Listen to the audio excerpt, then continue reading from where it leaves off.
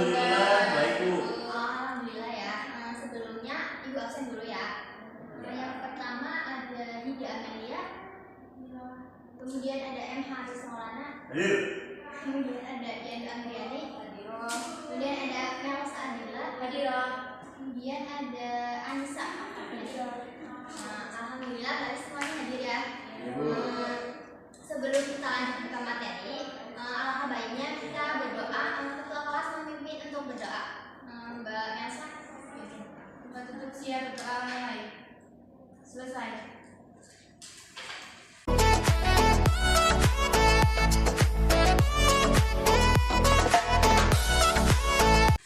Alhamdulillah pada hari ini kita diberikan kesempatan untuk bertemu dengan mata pelajaran fikih. Nah, kemarin kita membahas mengenai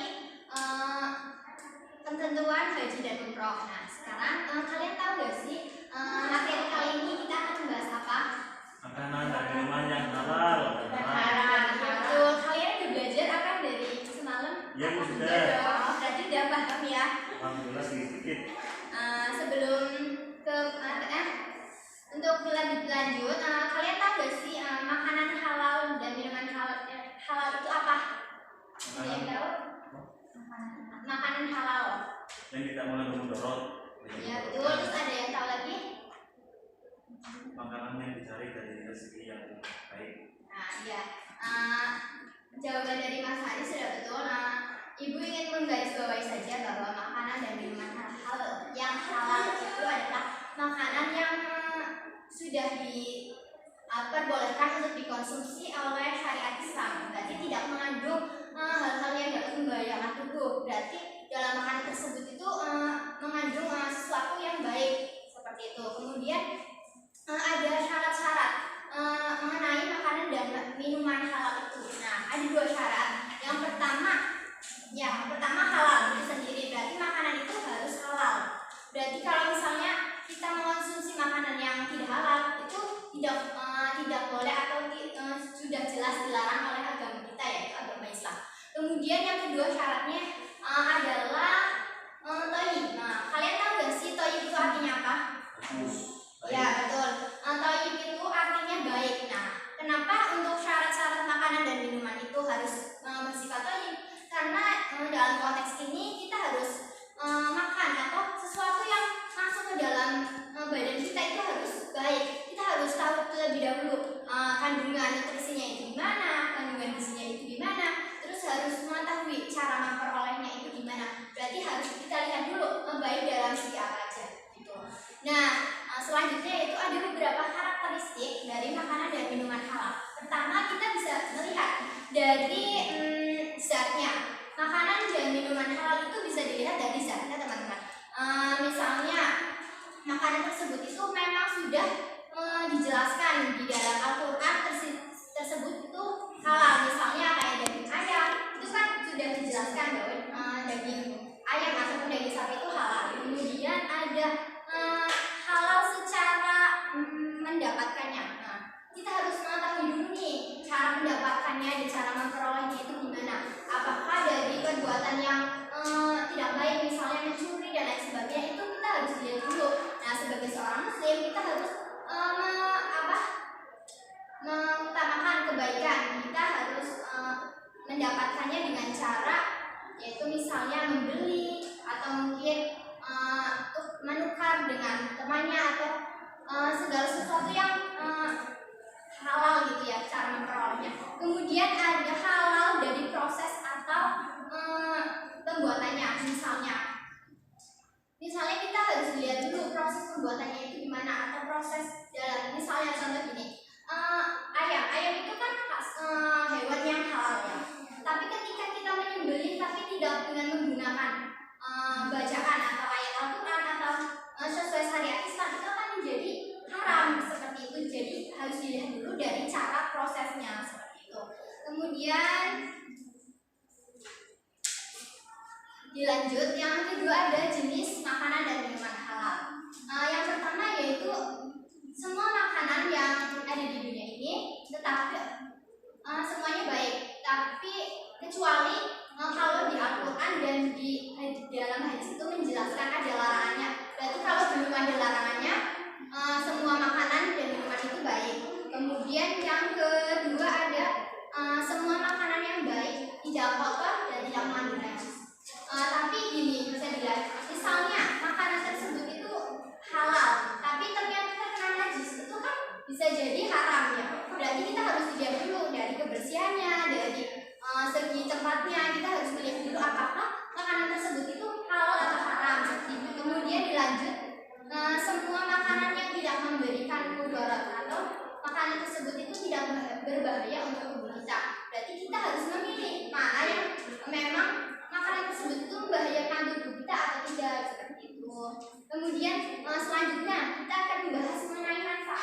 Nah, manfaat apa saja sih yang kita peroleh dalam makan dan minuman halal? Ada yang tahu nggak manfaatnya apa?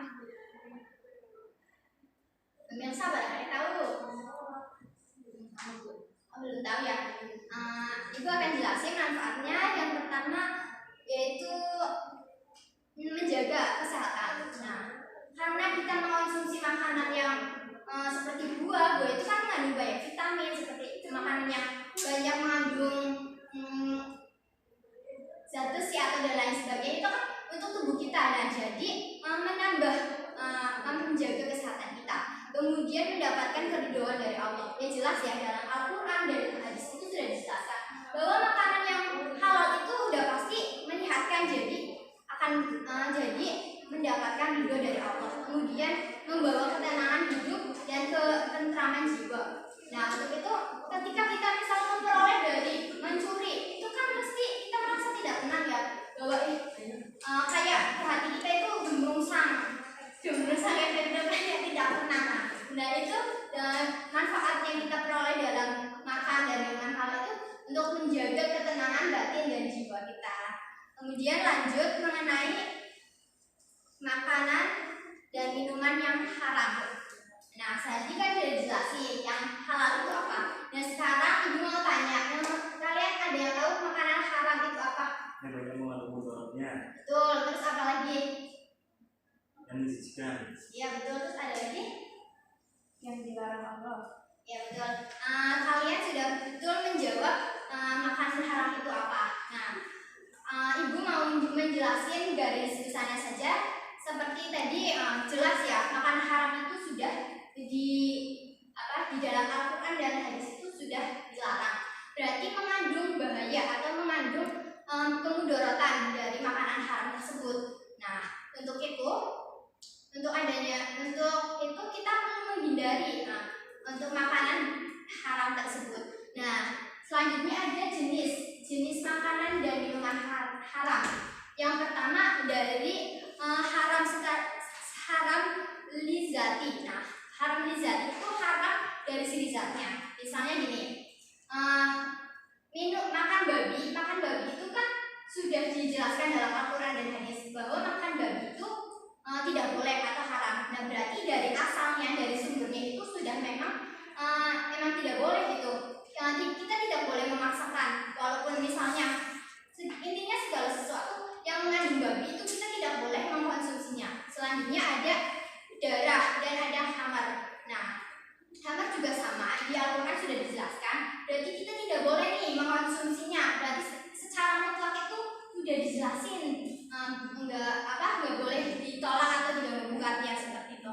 Kemudian ada haram secara lighairi. Maksudnya apa? Haram secara lighairi ini haram karena faktor eksternal. Nah, bisa jadi sebab-sebabnya.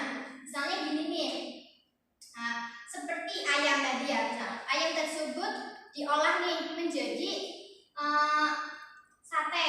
Nah, tapi caranya itu ayam tersebut itu ayam bangkai, atau misalnya ayam yang udah mati kemarin, tapi matinya itu bukan karena disembelih secara syariat Islam, tetapi mungkin mati karena atau mungkin mati karena penyakitan atau dan lain sebagainya. Itu tidak diperbolehkan untuk dikonsumsi. Dan ketika kita misalnya ada yang ingin mengkonsumsi bangkai kayak seperti itu kan juga itu kan disebut syarat penyakit ya. Ketika makanan tersebut masuk ke dalam tubuh kita, berarti tubuh kita itu mengkonsumsi penyakit. Nah, untuk itu kita harus menghindari hal seperti itu. Kemudian semua makanan yang tercampur najis. Nah, misalnya tadi kan udah dijelasin bahwa makanan seperti makanan misalnya kue itu ditaruh di meja nih, tapi kan nggak ditutupin. Nah, misalnya ada cicak di atas, terus malah kejatuhan kotoran dari cicak itu kan yang tadinya halal menjadi haram, seperti itu. Kemudian makanan yang diperoleh dari cara yang zalim. Contohnya misalnya ada orang tua yang emang kepepet banget nih, kayak pengen menghidupin anaknya, sedangkan nggak bisa atau nggak mampu untuk bekerja. Nah akhirnya orang tersebut mencuri. Nah itu kan buat dirinya sendiri tidak baik, buat anak-anaknya juga tidak baik rezekinya, dan makanannya itu menjadi haram untuk dikonsumsi. Terus ada lagi akibat atau dampak apa saja sih ketika kita mengonsumsi makanan dan minuman haram. Yang pertama dampaknya tadi, yang pertama adalah merusak kesehatan kita. Kan contohnya tadi minum alkohol seperti itu. Alkohol itu kan akan merusak organ-organ yang ada di dalam tubuh kita. Nah jadi yang pertama adalah merusak tubuh, kemudian dengan makanan dan minuman haram bisa merusak jiwa kita, seperti menurunnya kecerdasan, kemudian semangat kerja kita menurun, kemudian membahayakan kesehatan tadi, kemudian doa kita itu tidak terkabul. Kan kayak rasa kita itu kotor gitu ya. Berarti dengan adanya itu akan menghambat kita berkomunikasi langsung dengan Allah Subhanahu wa taala.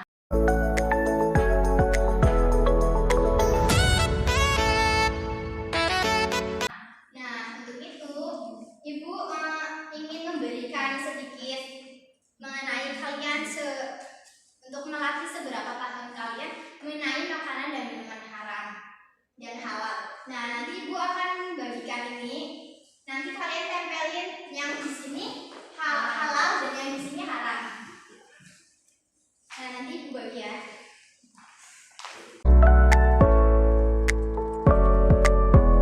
Ibu kasih waktu 1 menit untuk kalian mendiskusikan. Ya, langsung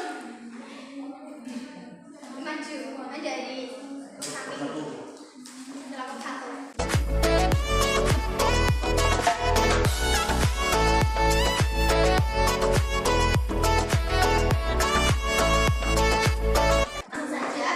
Kita akan bahas bersama-sama ya. Ini jus jeruk merupakan halal atau haram? Halal. Betul. Ini masakan ini ada ayam, ada sambal dan lain sebagainya. Ini haram atau halal? Halal. Selanjutnya ini minum-minuman keras, halal atau haram? Haram. Selanjutnya ini sate ulang. Belum. Haram atau halal? Haram. Kemudian ada ayam panggang, ini halal? Haram. Kemudian ada sate kaleng. Haram. Kemudian ada bakso. Haram. Ada babi panggang. Haram. Babi panggang. Ya, makanan itu pernah makan yang mana? Yang ini, yang halal. Alhamdulillah untuk kalian udah bisa membedakan makanan yang halal ataupun makanan yang haram. Nah, untuk itu sebelum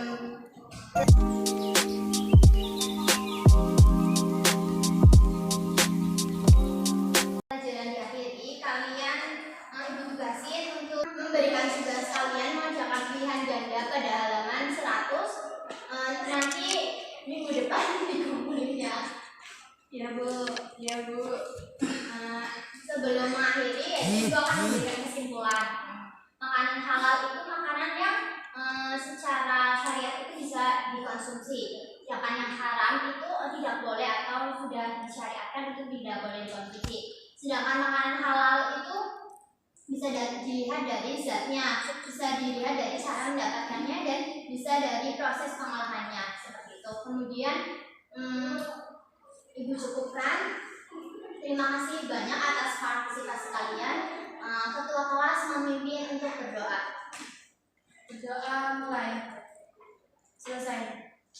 Terima kasih. Wassalamualaikum warahmatullahi wabarakatuh.